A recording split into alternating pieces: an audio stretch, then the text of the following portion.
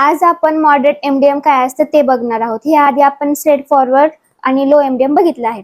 तर आतापर्यंत तुम्हाला कळलंच असेल 99204 ही आहे न्यू पेशंटसाठी सीपीटी आणि 99214 ही आहे इस्टॅब्लिश पेशंटची सीपीटी. तर मॉडरेट एमडीएम टेबलमध्ये सर्वात आधी आपण टेबल 1 कोपा एक्सप्लेन करून घेऊयात.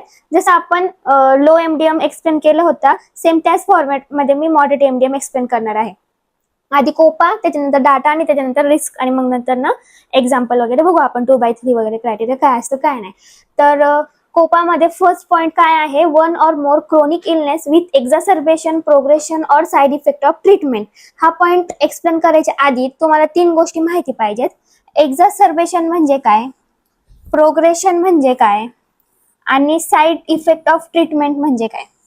साइड इफेक्ट ऑफ ट्रीटमेंट तर तुम्हाला माहित असेल, पण एक्झासर्बेशन आणि प्रोग्रेशन म्हणजे काय. आता एक्झासर्बेशन काय असतं, तर पेशंटला एखादा डिसीज असतो म्हणजे क्रोनिक डिसीज असतो आणि तो अचानक वाढतो किंवा गंभीर होतो, त्याला आपण बोलणार एक्झासर्बेशन. प्रोग्रेशन म्हणजे काय, तर पेशंटला क्रोनिक डिसीज आहे आणि तो हळूहळू स्लो पॉइझन टाइप पेशंटच्या शरीरामध्ये वाढत जातो. आणि साइड इफेक्ट ऑफ ट्रीटमेंट म्हणजे काय, तर जे काही म्हणजे ट्रीटमेंट दिले डॉक्टरनी, गोळ्या औषधे वगैरे दिले, त्याचे काहीतरी साइड इफेक्ट झाले, तर ह्यापैकी जर कुठलीही एक कंडिशन आपल्याला चार्टमध्ये भेटली तर आपण हा पॉइंट क्वालिफाय करतो. 1 or more chronic illness with exacerbation, progression or side effect of treatment या पॉइंटमध्ये. आता आपण हे विथ एक्झाम्पल पण बघूयात. समजा एक्झासर्बेशनचं एक्झाम्पल काय घेणार आपण, तर पेशंटला क्रोनिक इलनेस आहे, समजा अस्थमा आहे. आता अस्थमा आहे आणि त्याच्यासाठी त्याला ना वारंवार इनहेलर यूज करावं लागते, म्हणजे त्याची काय होतीये कंडिशन, एक्झासर्बेट होतीये, वाढत जातीये. आता प्रोग्रेशनचं एक्झाम्पल काय घेणार, तर पेशंटला बीपी होता क्रोनिक डिसीज आणि त्याचे जे रिडिंग आहेत त्या अचानक कमी जास्त होत आहेत, म्हणजे त्याच्यामध्ये काय होत आहेत, हळूहळू चेंजेस होत आहेत, तर ते झालं त्याचं बीपीचं प्रोग्रेशन. आणि साइड इफेक्ट ऑफ ट्रीटमेंट म्हणजे काय, तर समजा पेशंटला हायपरटेन्शन वगैरे होतं आणि डॉक्टरने त्याच्यावरती मेडिकेशन दिलं, पण ते मेडिकेशन घेतल्यानंतर पेशंटला चक्कर वगैरे येते, खूप घाम येते, तर ते त्याच्या ट्रीटमेंटचं झालं साइड इफेक्ट. आता ह्यापैकी जर कुठला पॉईंट तुम्हाला चार्टमध्ये भेटला तर आपण डिरेक्टली कोपामधला ह्या पॉईंटच्या अंडर एक 2/3च्या क्रायटेरियामध्ये एक पॉईंट ह्याला देणार. आता आपण लो एमडीएम मध्ये पण बघितलं होतं क्रोनिक स्टेबल क्रोनिक इलनेस म्हणजे काय. आता समजा इथे काय ह्या पॉइंट मध्ये काय सांगितले की त्याला क्रोनिक इलनेस आहे, ती एक्झासर्बेट होतीये, प्रोग्रेस होतीये किंवा त्या ट्रीटमेंटचा काहीतरी साइड इफेक्ट आहे, त्यावेळेसच आपण मॉडरेट मधला हा पॉइंट कन्सिडर करणार. पेशंटला एक क्रोनिक कंडिशन आहे, ती एक्झासर्बेट पण होत नाहीये, त्याला काही प्रोग्रेशन पण नाहीये किंवा ट्रीटमेंटचं काही साइड इफेक्ट पण नाहीये, सगळं काही व्यवस्थित चाललंय आहे त्या डोसमध्ये, त्यावेळेस आपण लोला जाणार, मॉडरेटला येणार नाही. आता हा वाला पॉइंट आपण लो मध्ये पण बघितलाय, 2 or more लो मध्ये फक्त 1 स्टेबल क्रोनिक इलनेस होती, मॉडरेट मध्ये 2 or more stable chronic illness आहे. म्हणजे लो मध्ये फक्त एकच असते, त्याला एकतर डायबिटीज असेल, हायपरटेन्शन असेल किंवा सीकेडी असेल, काहीतरी एकच असणार. पण समजा त्याला 2 क्रोनिक कंडिशन आहेत, त्याला सीकेडी पण आहे आणि त्याला डायबिटीज पण आहे, त्यावेळेस आपण मॉडरेटला जाणार. आता आपण नेक्स्ट पॉइंट बघूया, 1 undiagnosed new problem with uncertain prognosis. आता हा पॉइंट एक्सप्लेन करण्याआधी तुम्हाला 2 गोष्टी माहिती पाहिजेत. फर्स्ट, अनडायग्नोज न्यू प्रॉब्लेम म्हणजे काय आणि सेकंड, अनसर्टन प्रोग्नोसिस म्हणजे काय. तर अनडायग्नोज न्यू प्रॉब्लेम म्हणजे काय, तर पेशंटला काहीतरी नवीन आजार आहे पण तो अजून कन्फर्म नाही झालेला की पेशंटला आजार काय. आणि अनसर्टन प्रोग्नोसिस म्हणजे काय, की त्या आजाराचं फ्युचर काय आहे हे डॉक्टरला माहित नाही, ती एक साधी समस्या आहे, स्टेबल आहे किंवा तो आजार गंभीर आजार आहे, हे डॉक्टर सध्या सांगू शकत नाही, त्याला आपण बोलणार अनसर्टन प्रोग्नोसिस. आता ह्याचं एक्झाम्पल घेतलं तर समजा फॉर एक्झाम्पल पेशंट डॉक्टरकडे गेलाय, त्याच्या घशात एक गाठ होती त्याच्यासाठी. आता डॉक्टरला नाही माहिती गाठ बघितल्यानंतर की बाबा ती गाठ साधी गाठ आहे का एखाद्या गंभीर गाठ आहे, फॉर एक्झाम्पल कॅन्सर सारखी वगैरे, तर तो डॉक्टर आता सध्या कन्फर्म नाही करू शकत की बाबा ती काय आहे, तर त्याला आपण काय बोलणार, अनडायग्नोज न्यू प्रॉब्लेम. आता अनसर्टन प्रोग्नोसिस म्हणजे काय, तर त्याला नाही माहित बाबा त्या गाठचं फ्युचर काय आहे, तो म्हणजे ती जी गाठ आहे ती साधी आहे किंवा साध्या सर्जरीतनं ते रिमूव्ह करू शकतो किंवा ती कॅन्सरची गाठ आहे, त्याच्यासाठी किमोथेरपीज वगैरे घेणार, डॉक्टरला काहीच माहित नाही, तो सध्या काहीच प्रेडिक्ट करू शकत नाही त्या समस्येबद्दल, त्याला आपण काय कन्सिडर करणार, अनसर्टन प्रोग्नोसिस. आता ही जी गाठ आहे ती कशामुळे त्याचं कन्फर्म डायग्नोसिस काढण्यासाठी डॉक्टर काय करल अल्ट्रासाऊंड काढेल किंवा बायोप्सी ऑर्डर करल, ब्लड रिपोर्ट वगैरे तो त्याच्या पद्धतीने जे काही रिपोर्ट्स वगैरे ऑर्डर करल आणि त्याच्यानंतर त्याला जे काही कन्फर्म डायग्नोसिस होईल ते तिथून पुढे ते एक आपल्याला काहीतरी पण कन्फर्म डायग्नोसिस पण कळेल आणि त्या ते जो कंडिशन आहे त्याचं पुढं फ्युचर काय आहे ते पण कळेल. तोपर्यंत आपण त्या पॉईंटला one undiagnosed new problem with uncertain prognosis ह्या पॉईंटमध्येच कन्सिडर करणार. जर चार्टमध्ये तुम्हाला अशी कंडिशन आली तर आपण ह्या पॉईंटला त्याला क्वालिफाय करणार. आता next point, one acute illness with systemic symptom. याच्यात पण दोन गोष्टी आहेत, ॲक्यूट इलनेस आणि सिस्टेमिक सिम्पटम म्हणजे काय. हा पॉईंट क्वालिफाय होण्यासाठी आपल्याला एक अशी कंडिशन पाहिजे की ती ॲक्यूट असली पाहिजे आणि त्याच्यासोबत त्याला सिस्टेमिक सिम्पटम पण असले पाहिजेत.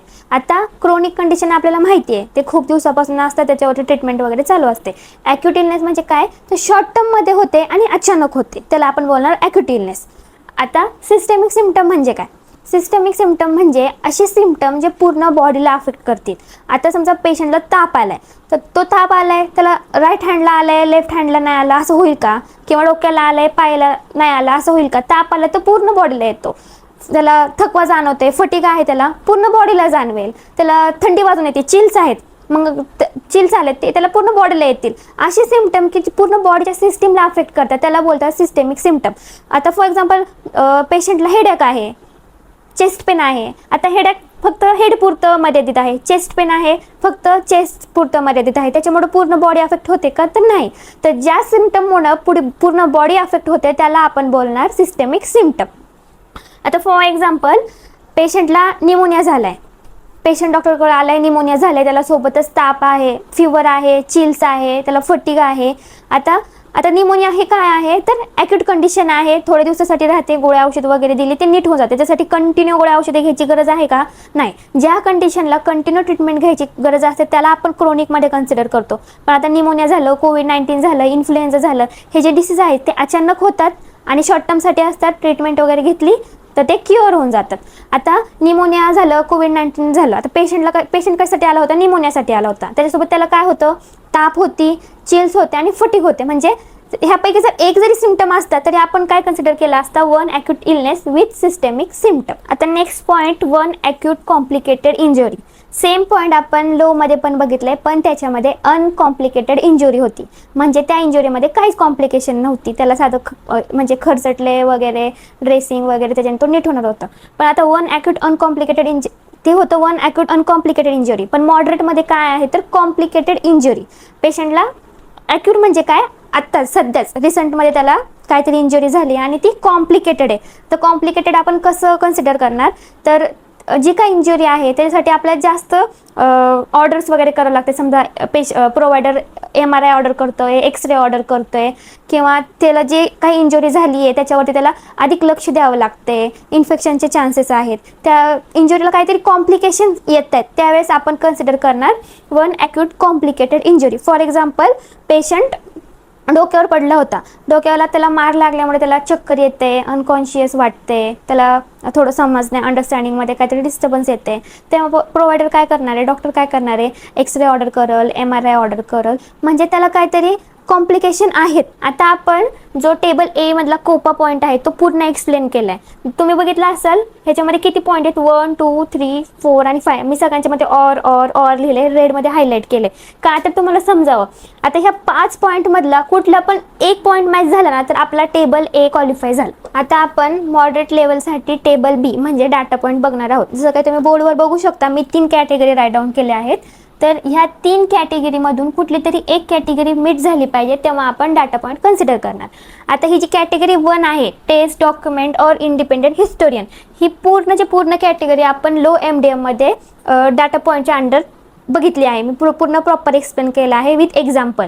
आता फक्त एवढंच डिफरन्स आहे की लो MDM मध्ये ही जी कॅटेगरी 1 आहे ती 2 पार्टमध्ये होती, टेस्ट आणि डॉक्युमेंटची एक कॅटेगरी आणि इंडिपेंडेंट आणि हिस्टोरियनची सेकंड कॅटेगरी. मॉडरेटमध्ये ह्या 2 कॅटेगऱ्या मर्ज होऊन एकच कॅटेगरी क्रिएट झाली, टेस्ट, डॉक्युमेंट और इंडिपेंडेंट हिस्टोरियनची. आता ह्याच्यामध्ये काय काय आपण बघितलं होतं, तर review of prior external notes म्हणजे काय, युनिक सोर्स म्हणजे काय, review of the result of each unique test, ordering of unique test and assessment requiring independent historian, हे सगळं मी तुम्हाला लो MDM मध्ये एक्सप्लेन केलं आहे. तुम्ही तिथे जाऊन रेफरन्स घेऊ शकता. आपण इथे आता directly category 2 independent interpretation of test म्हणजे काय हे बघणार आहोत. तर चला आता बघूया category 2 independent interpretation of test म्हणजे काय. आता पहिले मी एक एक्झाम्पल देते म्हणजे तुम्हाला हा पॉईंट व्यवस्थित कळेल. इंडिपेंडेंट इंटरप्रिटेशन ऑफ टेस्ट, आता समजा डॉक्टर एक्सरे ऑर्डर करतो, MRI ऑर्डर करतो, अल्ट्रासाऊंड ऑर्डर करतो, लॅब्स वगैरे ऑर्डर करतो. त्या ज्या ऑर्डर केलेल्या रिपोर्ट्स असतात त्याच्यामध्ये त्याचे जे काही फाइंडिंग्स इंटरप्रिटेशन असतं ते लिहून आलेलं असतं ऑलरेडी. मग डॉक्टरने ते बघितलं. आता ते डॉक्टरने बघितल्यानंतर ना त्याच्यामध्ये त्यांनी त्याच्या स्वतःच्या रिपोर्टमध्ये लिहिलं पाहिजे की मी एक्सरे बघितला, एक्सरेमध्ये बघितलं म्हणजे काय, मी इंडिपेंडेंटली इंटरप्रिटेशन केलं, त्याच्यामध्ये ह्या फाइंडिंग्स आहेत, मी इंडिपेंडेंटली MRI इंटरप्रेट केला, त्याच्यामध्ये हे फाइंडिंग्स आहेत. म्हणजे रिपोर्टमध्ये कुठेतरी हे लिहिलेलं पाहिजे की त्याने इंडिपेंडेंटली इंटरप्रिटेशन केलं आणि त्याचे हे फाइंडिंग्स आहेत. रिपोर्टमध्ये इंडिपेंडंट इंटरप्रिटेशन हे वर्ड येणं मस्ट आहे. जेव्हा आपण रिपोर्टमध्ये इंडिपेंडंट इंटरप्रिटेशन हे वर्ड येतील तेव्हाच आपण प्रोव्हायडरला ह्याचा एक पॉईंट देणार, त्याच्याशिवाय देणार नाही. समजा रेडिओलॉजिस्टने लिहून दिलं त्याच्या फाइंडिंग्समध्ये हे आहे, पण त्याने ते फक्त रिव्ह्यू केलं, पेशंटला एक्सप्लेनच नाही केलं की बाबा तुझ्या रेडिओलॉजीच्या तुझ्या एक्सरेच्या रिपोर्टमध्ये हे आहे, त्याचे फाइंडिंग हे आहेत, त्याने पेशंटला सांगितलंच नाही. तर मग आपण त्याचं पॉईंट प्रोव्हायडरला का देणार, आपण पॉईंट कोणाला देणार, रेडिओलॉजिस्टला देणार. आता रेडिओलॉजिस्टने त्याचं काम केलं आहे, एक्सरे काढलाय, त्याचे जे काही फाइंडिंग्स आहेत ते लिहिलेत. प्रोव्हायडरचं काय काम आहे, डॉक्टरचं काय काम आहे की ते एक्सरे बघणं, त्या एक्सरेच्या काय फाइंडिंग्स आहेत ते बघणं आणि त्याच्या रिपोर्टमध्ये ते लिहिणं की बाबा मी एक्सरे बघितला आणि त्याचं जे काय आहे ते इंडिपेंडेंटली इंटरप्रिटेशन केलं आणि इंटरप्रिटेशन केल्यानंतर त्याचे हे फाइंडिंग्स आहेत. तर हे सगळं आपण कन्सिडर करणार category 2 independent interpretation of test. थोडक्यात सांगायचं म्हणजे डॉक्युमेंटमध्ये इंडिपेंडेंटली इंटरप्रिटेड बाय मी असं लिहिलेलं पाहिजे. आता आपण नेक्स्ट कॅटेगरी बघूयात, category 3 discussion of management or test interpretation. आता तुम्हाला इथं कन्फ्युजन होणार कारण की मी आधी काय बोललं, इंटरप्रिटेशन हा शब्द बघितला की कॅटेगरी 2 हा कन्सिडर करायचा. आता इथं पण इंटरप्रिटेशन आहे, इथं पण इंटरप्रिटेशन आहे. भरपूर लोकांना कॅटेगरी 2 आणि 3 मध्ये कन्फ्युजन होतं. तर कन्फ्युजन क्लिअर करण्यासाठी आपण एक एक्झाम्पल बघूयात. आता फॉर एक्झाम्पल पेशंटला चेस्ट पेन होता, तो त्याच्या डॉक्टरकडे गेला. त्याच्या डॉक्टरकडे गेल्यानंतर त्याने काय केलं, डॉक्टरने ECG ऑर्डर केली. ECG ऑर्डर केल्यानंतर ती ECG इंटरप्रेट केली, बघितली आणि त्याचे काय फाइंडिंग्स आहेत त्या काढल्या. आता त्या फाइंडिंग त्याने कार्डिओलॉजिस्ट सोबत डिस्कस केल्या.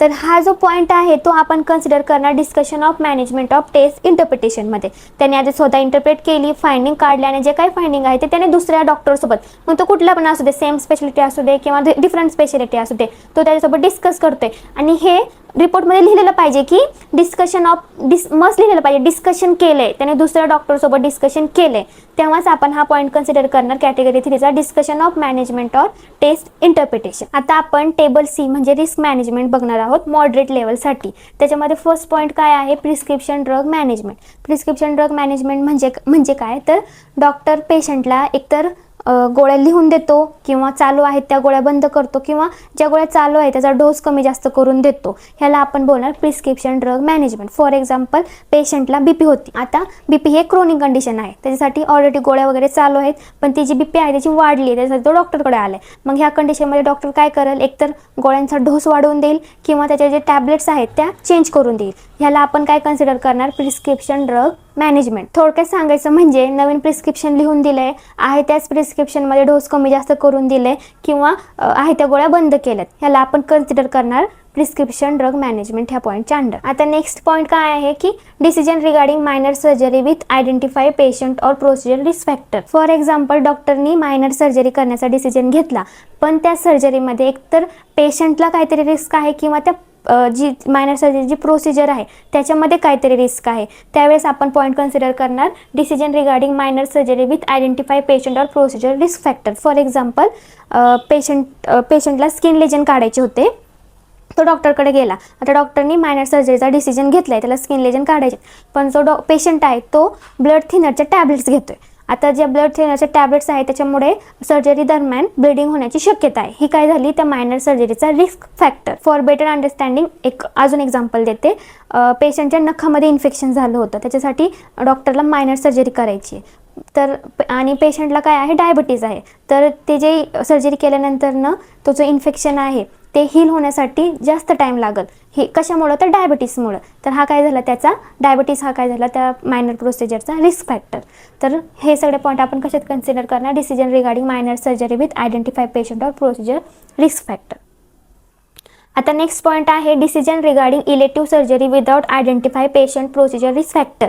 आधीच्या पॉईंटमध्ये मायनर सर्जरी होती आणि ती विथ आयडेंटिफाय रिस्क फॅक्टर होती. ह्याच्यामध्ये काय आहे, इलेक्टिव्ह सर्जरी आहे आणि ती without identify patient or procedure risk factor आहे. हा पॉईंट एक्सप्लेन करण्याच्या आधी तुम्हाला इलेक्टिव्ह सर्जरी म्हणजे काय ते माहिती पाहिजे. आणि हे इलेक्टिव्ह सर्जरी म्हणजे काय हा क्वेश्चन इंटरव्ह्यूमध्ये पण विचारला जातो. इलेक्टिव्ह सर्जरी म्हणजे काय की ती इमर्जन्सीमध्ये नसते, ती आपण प्लॅन करून करतो. तर सिंपल भाषेत इलेक्टिव्ह सर्जरी म्हणजे काय, प्लॅन सर्जरी. फॉर एक्झाम्पल पेशंटला गॉल ब्लॅडरमध्ये स्टोन आहे आणि डॉक्टरने इलेक्टिव्ह गॉल ब्लॅडर स्टोनची सर्जरी करायचा डिसिजन घेतला. इलेक्टिव्ह म्हणजे काय, प्लॅन.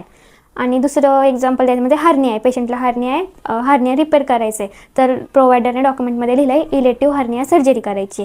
तर आपण हा पण पॉईंट कन्सिडर करणार, elective surgery without identifier or patient risk फॅक्टरमध्ये. आता नेक्स्ट पॉईंट आहे diagnosis or treatment significantly limited by social determinant of health, म्हणजेच SDOH. इंटरव्ह्यूमध्ये ह्या टॉपिकवर एक क्वेश्चन विचारला जातो, इम्पॉर्टंट क्वेश्चन विचारला जातो, व्हॉट इज SDOH. SDOH म्हणजे काय, social determinant of health. For example patient एका ग्रामीण एरियामध्ये राहतोय, त्याची आर्थिक परिस्थिती ठीक नाही आहे किंवा तो तो चांगला उपचार घेण्यासाठी ट्रॅव्हल करून दुसऱ्या सिटीमध्ये नाही जाऊ शकत. ह्या सगळ्या हे जे सगळे पॉईंट आहेत ते SDOHच्या अंडर येतात. आणि ह्या सगळ्या गोष्टींमुळे काय होतं, तर जी पेशंटची हेल्थ आहे ती अफेक्ट होते. कशी, तर त्याला प्रॉपर त्याचं जे काही डायग्नोसिस आहे ते पण भेटत नाही आणि जे काही प्रॉपर ट्रीटमेंट आहे ते पण घेता येत नाही. आता समजा पेशंटला एखादा आजार आहे आणि त्याच्या ज्या टॅबलेट मेडिकेशन्स आहेत त्या कॉस्टली आहेत आणि त्याची आर्थिक परिस्थिती व्यवस्थित नाही, त्याच्यामुळे तो त्याच्या ज्या मेडिकेशन्स आहेत तो कंटिन्यू नाही करू शकत, त्याच्यामुळे डिरेक्टली त्याच्या हेल्थवरती अफेक्ट गेला. तर ओव्हरऑल टेबल C म्हणजे रिस्क मॅनेजमेंटमध्ये एक्झाम्पल्स आपण काय बघितले, तर प्रोव्हायडर एकतर प्रिस्क्रिप्शन ड्रग मॅनेजमेंट करणार किंवा तो मायनर सर्जरी करणार त्याचं with identify patient or risk factor सोबत, किंवा तो इलेक्टिव्ह सर्जरी म्हणजे प्लॅन सर्जरी ऑर्डर करणार, किंवा त्याची जी ट्रीटमेंट वगैरे आहे ती SDOHमुळे अफेक्ट करणार. हे सगळे पॉईंट आपण मॉडरेट MDMच्या रिस्क मॅनेजमेंटमध्ये कन्सिडर करणार. आता आपण बघूयात एक्झाम्पल्स. फॉर एक्झाम्पल पेशंट डॉक्टरकडे डायबिटीससाठी आला आहे आणि त्याची जे ब्लड शुगर आहे ती वाढली आहे. तर डॉक्टरने काय केलं, त्याचे जे आधीचे औषधं होते ते चेंज करून त्याला नवीन औषधं दिले, नवीन मेडिकेशन स्टार्ट केले. आता ह्याच्यामध्ये पेशंट काय घेऊन आला आहे, आपण कोपा काय घेणार, तर पेशंट घेऊन आलाय क्रोनिक कंडिशन आणि ती जी क्रोनिक कंडिशन आहे ती प्रोग्नोसिस होते, म्हणजे ती त्याच्या नियंत्रणात नाही आहे. तर आपण इथं काय करणार, कोपा हा एक पॉईंट कन्सिडर करणार. टेबल B डाटा म्हणजे त्यांनी त्याच्यासाठी काय ऑर्डर वगैरे केले का नाही केलं, म्हणजे टेबल B डाटामध्ये 3 कॅटेगरी आपण बघितलं होतं, त्या कॅटेगरीमध्ये त्यांनी काहीच केलं नाही आहे. टेबल C त्याने रिस्क मॅनेजमेंट केलं आहे, पण जे प्रिस्क्रिप्शन होते ते आधीचे प्रिस्क्रिप्शन चेंज करून न्यू प्रिस्क्रिप्शन दिले, म्हणजे हा एक पॉईंट त्याला भेटला. मग किती पॉईंट झाले, 1, 2 आउट ऑफ 3 त्याला 2 पॉईंट भेटले. 3/2च्या क्रायटेरियानुसार आपण काय देणार, मॉडरेट MDM देणार. आपण कोपा बघताना अनडायग्नोस न्यू प्रॉब्लेम विथ अनसर्टन प्रोग्नोसिसमध्ये एक एक्झाम्पल बघितलं होतं की पेशंटला घशात गाठ आली आहे आणि त्याच्यासाठी प्रोव्हायडरने काय केलं आहे, बायोप्सी वगैरे ऑर्डर केली. मग ती बायोप्सी ऑर्डर करून त्याने ती इंडिपेंडेंटली इंटरप्रेट केले जे काही फाइंडिंग्स आहेत. मग आता हा पॉईंट आपण कसा कन्सिडर करणार, तर अनडायग्नोस न्यू प्रॉब्लेम अनसर्टन प्रोग्नोसिसचा एक पॉईंट जाणार. टेबल B मध्ये त्यांनी काय केलं, इंटरप्रिटेशन केलं आहे, तो कॅटेगरी 1 इथं मिट झाली, इथे एक पॉईंट झाला. त्यांनी रिस्क मॅनेजमेंट काय केलं आहे का नाही केलं, मग इथं काय झालं 0. मग आता 2/3चा क्रायटेरिया इथं मॅच झाला. इथं पण आपण काय कन्सिडर करणार, मॉडरेट कन्सिडर करणार. आज आपण मॉडरेट MDM लेवल कशी फाइंड आउट करायची ते बघितलं आहे. नेक्स्ट व्हिडिओमध्ये हाय लेवल कशी फाइंड आउट करायची ते मी तुम्हाला सांगेन.